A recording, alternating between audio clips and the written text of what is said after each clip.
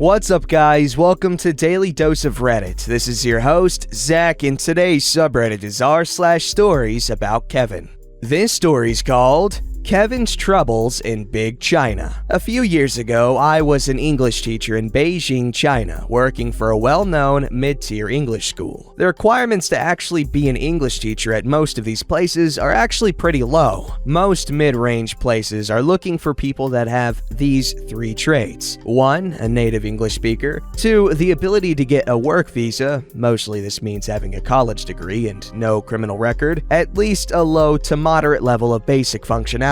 You get a wide variety of people signing up for and getting jobs like this because of these standards. And I've got stories for days about the people I met and worked with. Today's are about the Kevina who didn't quite understand the whole China aspect. Now, before I begin, I should make one thing very clear. Nobody expects every teacher who plans to only live there for 1 year to fully understand the country, its culture, and its history on day one. I knew plenty of people who had hardly learned anything about those points by the end of their time being there. However, I think it is fair to expect people to come in with at least some understanding of a few things. But then there are people like Kevina who have absolutely no idea where they are. Story 1. Nothing ever happened at Tiananmen Square or in Chinese history. This company grouped teachers who would be starting at the same time together,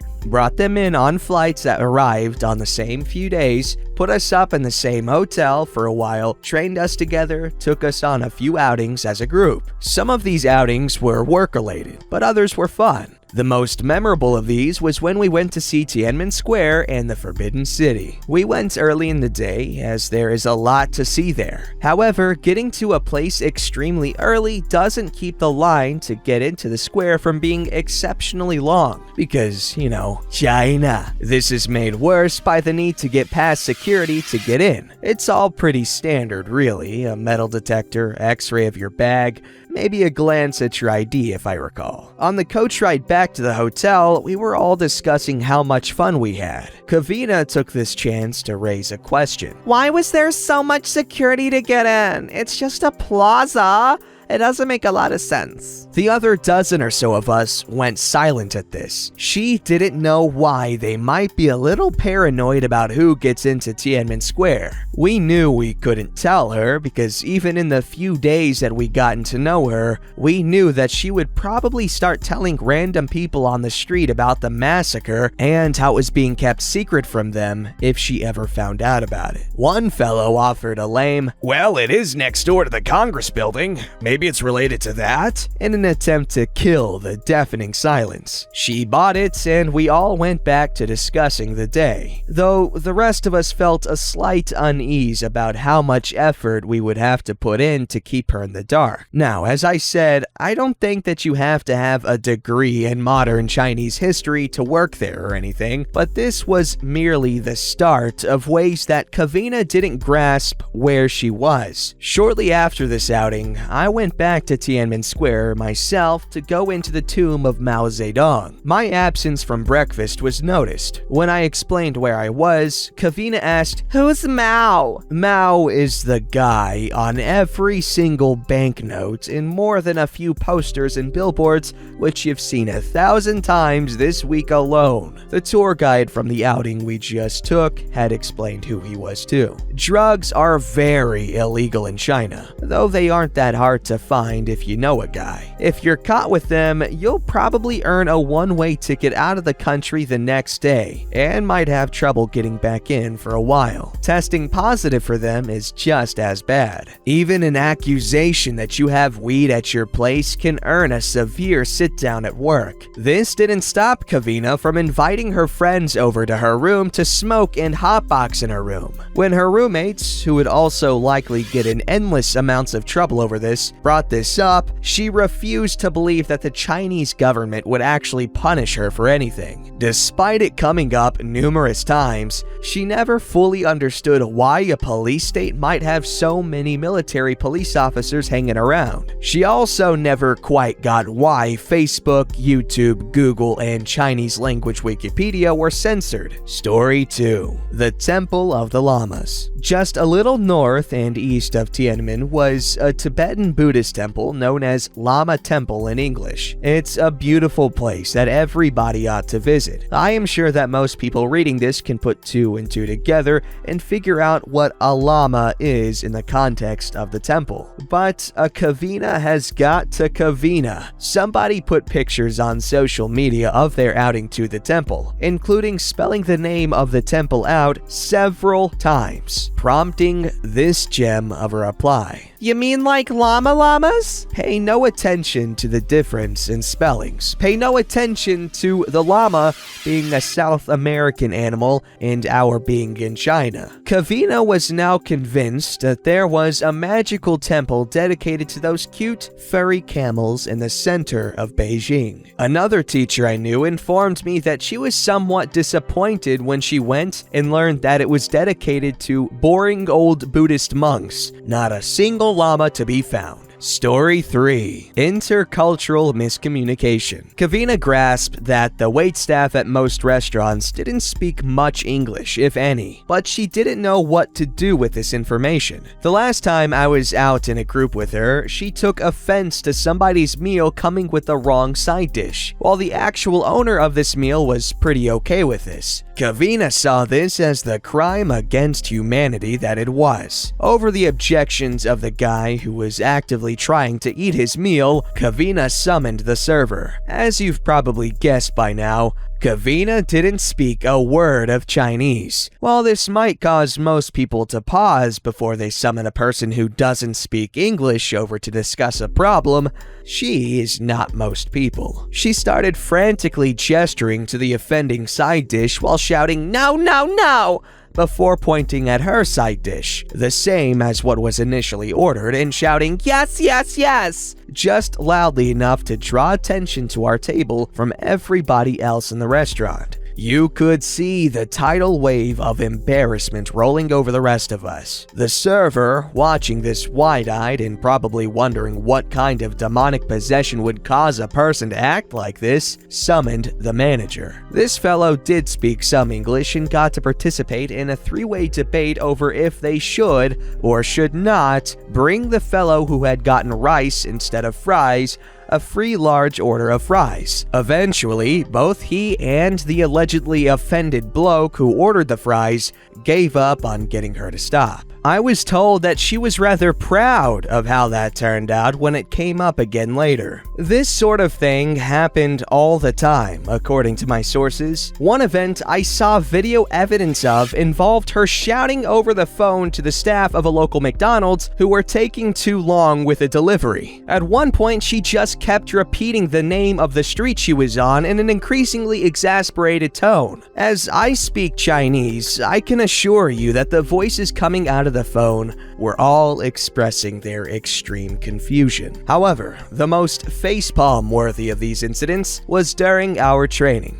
During one session, which was not limited to our intake group, she came to know a couple of teachers who were actually from China. Upon seeing both of these women, who didn't resemble each other much at all, stand side by side, she asked very sincerely, "Y'all two sisters?" She was surprised to find out they were not. This isn't everything that happened that would fit in the sub, but I think it paints most of the picture. She is definitely in the top 3 Kevin Kavinas I've ever known. That is not okay. Oh my god, that last one made me cringe really, really bad. Oh yes, two Chinese women.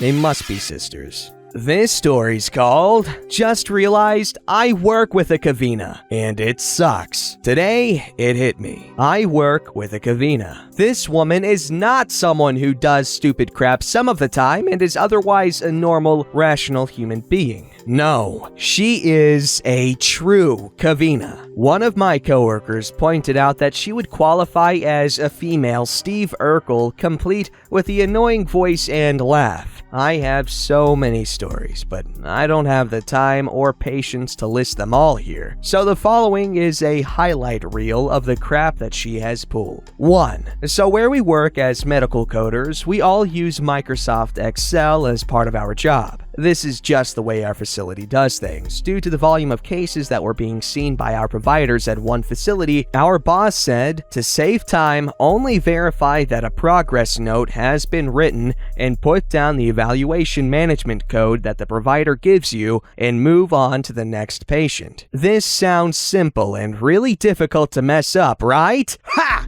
She manages to screw this up constantly. How? I do not know. But she does. My poor coworkers who get texts from her on a regular basis about changes that get made want to strangle her at this point, mainly because her texts are convoluted and messy, containing way too much irrelevant data with not enough relevant data. 2. The other day, she wanted to make some eggs for herself in our company microwave. Wait, what? Now, considering this is Kavina we are talking about, this is a disaster in the making. She decided she wanted to make the eggs in a small mug. The eggs exploded, so now the entire office smells like undercooked eggs. We live in a small space, open office plan, so if someone brings in anything that smells, everyone will be smelling it. So now, in addition to being unable to cook eggs in a microwave correctly, she does not clean up her mess properly. Just a quick swipe with a dry paper towel and back to her desk with her undercooked eggs she goes. The microwave was not cleaned properly by her, so when the next person used the microwave, the office started smelling of eggs again. One coworker, whose job does not include cleaning, had to clean it up during the day, and he gave it a good cleaning. Another coworker, whose job also does not include cleaning, had to go over and get some Clorox wipes from our supervisor to clean the counter and Keurig machine that is right there. Our cleaning crew, who comes in after we leave, had to deep clean the microwave by scrubbing it down with Clorox wipes, wiping that up with clean water, and microwaving a wet paper towel to get rid of the odor of eggs because it was baked into the microwave that badly. 3. She got into a minor fender bender in the morning on her way to work a couple of days ago. What she says happened is that she stopped at a red light and the person who was in front of her backed up and hit her. She claims that she normally stops at least a car length behind people, and the one time she doesn't, she gets hit. Oh, and the way she was describing it, she made it seem that the entire front of her car was gone, or her car was totaled. You can barely see a scratch on her car. I know this one is not particularly Kevin-like, but it is more of a demonstration of her personality. And she is now claiming that she needs to get her car fixed this week during a pandemic. I and another coworker think she is subtly trying to change her schedule so she won't have to work alone. This is a new development and I don't know what I'm going to do. 4. She got a part-time job first as a Burger King manager. Within 2 weeks, she got fired from Burger King. Then she got a part-time job with Pizza Hut as a delivery driver. Within 2 weeks, she got fired again. No idea what she did to get fired, but she did. From fast food. 5. She has gotten catfished by scammers. I believe that she is up to number 3 or 4 right now. See, she was married and recently divorced. That is a whole other drama. But the point is, she is lonely and wants to get married again. The issue is that she is using online dating sites like Plenty of Fish and OkCupid and not vetting any of the guys that she meets on there. She has sent money to these guys, even with all her coworkers saying you are being scammed. She keeps going, well, I don't know. I really love him, and I know he loves me, etc., etc. The most recent one, she went to the airport to meet him at 11 at night. This is a guy she has been talking to on the phone for 2 to 3 months. Not FaceTiming or video chatting with, just talking. Fortunately for her physical well-being at least, he did not show up at the airport because he missed his flight because he was drunk. She still refused to believe he was a scammer until he asked her for money. We think she still doesn't believe he was a scammer. 6. She forgot our work address, a location that she has been working at for close to a year, an address that she has in her phone, a phone that has not been replaced. She couldn't figure out how to Google the address apparently, so she asked me and another coworker for the address. The other coworker told her, and the response, "Are you sure?" 7. She was so proud of herself for getting toilet paper last week. Why she felt the need to go out and buy it and then brag not only to her coworkers, but our boss? This was in response to the insane toilet paper shortage in the US right now. I don't think she even needed it. Those stupid toilet paper jokes, they were so annoying because all they did was fuel the panic buying. But yeah, you guys need to make sure when you hire people that they've at least graduated kindergarten, but that's just my opinion. This story's called The Time Kevin Almost Deep Sixed a Couple. I have a friend who is not a Kevin. Let's call him Bill. Bill is a decent chap, but he absolutely hates losing at anything. Him, myself, and several others, but not Kevin, had a stint where we played board games. It was fun, but whenever Bill started losing the upper hand, he would cheat to win the upper hand back. Things like rolling the dice, snatching them up, and swearing that he rolled high, or appointing himself the banker and handing out extra money to himself. Kevin and I were out having lunch. He asked me how the weekly game had gone, and I told him what Bill had done. We had these conversations every now and then, because he thought it was funny whenever Bill tried to pull something. Bill's girlfriend happened to pop in when we were finishing up. We exchanged pleasantries and I introduced her to Kevin as Nancy, not her name, who was dating Bill. Instead of saying hi or nice to meet you or hell, anything else at all, he opens up with, "Oh, he's the cheater!" The look on her face was pretty indescribable. To this day, I still can't put words to it, but it was a combination of disbelief, embarrassment, and rage. I managed to clear it up, and Nancy was well aware of how competitive Bill could be. He could never understand why, whenever a new Pokemon game came out, why she always had a cute lineup instead of one that maximizes type damage, IV, EV, and nature. Afterwards, she did call me up and said that she never wanted to see Kevin again, and was thankful that I never brought him over for game night. Oh, well, that could have ended really badly, but I'm glad she was able to, be talked off the ledge. Don't forget to like, subscribe, and hit that bell to never miss an episode.